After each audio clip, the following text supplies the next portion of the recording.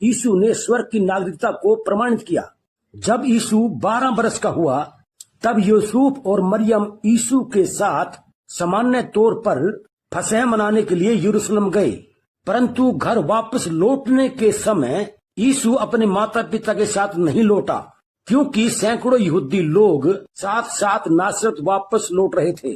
अतः यूसुफ और मरियम ने सोचा कि यीशु उनके साथ चलने की बजाय रिश्तेदारों या मित्रों के साथ आ रहा होगा। परंतु एक दिन यात्रा के बाद यूसुफ और मरियम को मालूम हुआ कि यीशु लौटते हुए लोगों के किसी भी समूह में नहीं था। इसलिए यूसुफ और मरियम यरूशलेम वापस लौट गए। 3 दिन के बाद उन्होंने यीशु को मंदिर में शास्त्रियों के साथ वार्तालाप करते हुए पाया। जिन्होंने यीशु की बातें सुनी वे यीशु की समझ से चकित थे। आमीन। यीशु ने कहा, क्या तुम नहीं जानते कि मुझे अपने पिता के भवन में रहना आवश्यक है? अपनी बाल अवस्था में भी वह जानता था वह परमेश्वर का पुत्र मसीहा था, लेकिन उसके माता पिता अब तक पूरी तरह यह समझने में असमर्थ थे कि उसके 12 वर्षीय पुत्र को 3 दिन तक मंदिर में रुकना क्यों जरूरी था। यीशु के माता पिता ने उसे उनके साथ घर लौटने के लिए कहा। पवित्र शास्त्र कहता है कि यीशु बुद्धि और डिलडोल में बढ़ता गया। इसके पश्चात यूहन्ना बपतिस्मा देने वाले के पास यीशु के बपतिस्मा लेने आने तक उन 18 वर्षों में यीशु के विषय में बहुत कम जानकारी उपलब्ध है। मरकुस 6 अध्याय की 3 आयत के अनुसार ऐसा मालूम पड़ता है कि यीशु अपने पिता के समान एक बढ़ई था। परमेश्वर भविष्यवक्ता के द्वारा मसीह से कहता है, मैं अपने दूत यूहन्ना बपतिस्मा देने वाले को तेरे आगे भेजूंगा। यशायाह ने भविष्यवाणी की कि प्रभु यीशु मसीह का मार्ग सीधा तैयार करने के लिए एक व्यक्ति आएगा। हर घाटी भर दी जाएगी और हर एक पहाड़ व टिल्ला नीचा किया जाएगा। जो टेढ़ा है वह सीधा और जो ऊंचा नीचा है वह चौरस अर्थात समतल मार्ग बनेगा।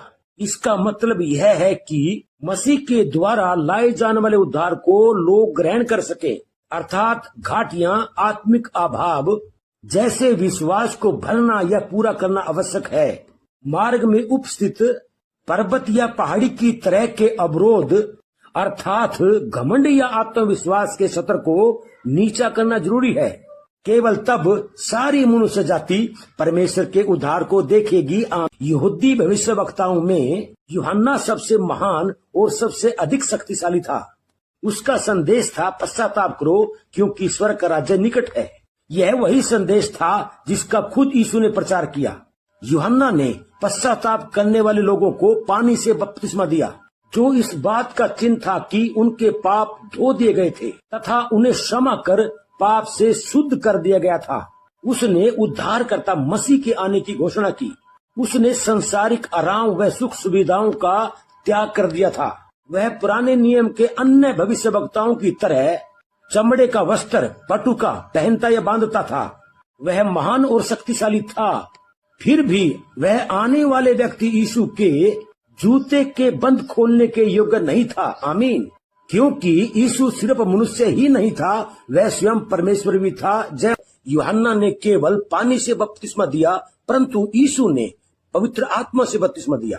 पवित्र आत्मा परमेश्वर का खुद का अपना आत्मा है, जो किसी व्यक्ति के द्वारा यीशु में विश्वास करने पर उस व्यक्ति विशेष में प्रवेश करता है। इस रीति से वह व्यक्ति नया जन्म लेता है। वह पवित्र आत्मा के द्वारा एक नई सृष्टि बन जाता है।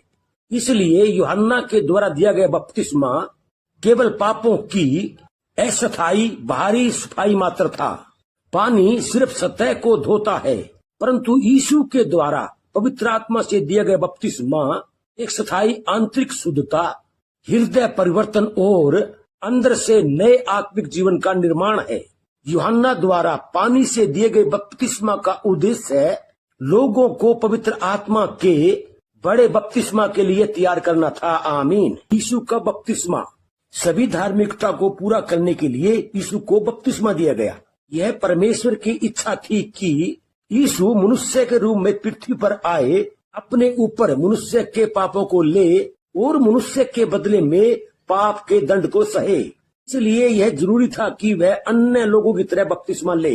यूहन्ना पहले यीशु को बपतिस्मा देने के लिए तैयार नहीं था।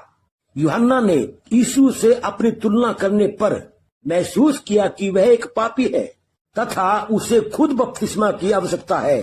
जब यीशु बपतिस्मा लेने के बाद पानी से बाहर आ रहा था, तब पवित्र आत्मा उस पर उतरा। आत्मा देह रूप में शारीरिक तौर पर कबूतर की नाई उतरा।